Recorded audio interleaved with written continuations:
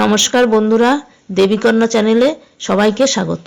আমরা একটা নতুন রেসিপি নিয়ে চলে এসেছি, ভেজিটেবিল চপ। দেরি না করে শুরু করা যাক। 4টে আলু আমরা সিদ্ধ করে নিয়েছি, 2টো বড় বিট, 2টো বড় গাজর, 6টা 7টা লঙ্কা আর বাদামটা আমরা একটু থেতো করে নিয়েছি।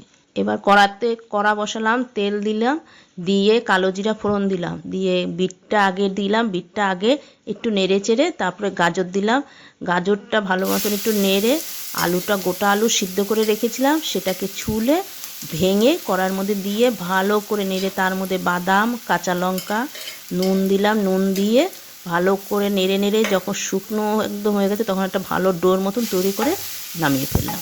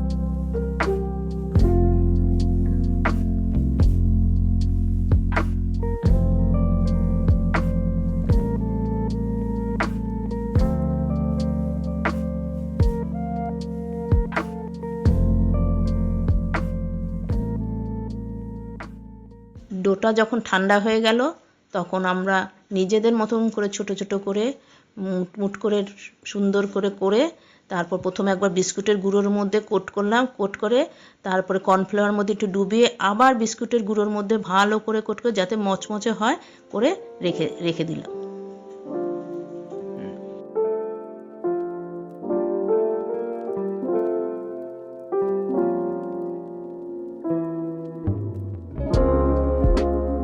এভাবেই কিন্তু আমরা সব কটা করে ফেলেছি।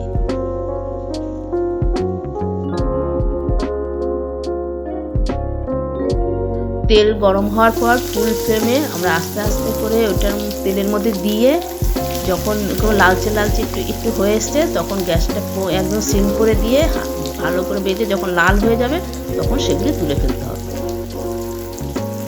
তোমরা কিন্তু ওটা হাই ফ্লেমে রেখেই ভাজবে, নালে কিন্তু ওটা ছেড়ে যাবে।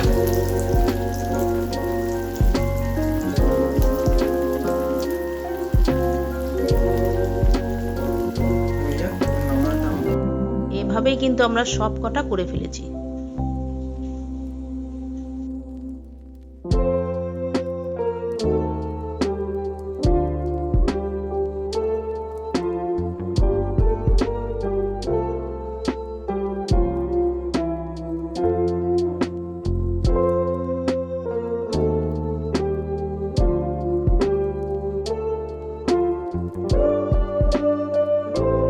তোমাদের যদি ভালো লেগে থাকে একটা লাইক, শেয়ার, সাবস্ক্রাইব করতে ভুলো না।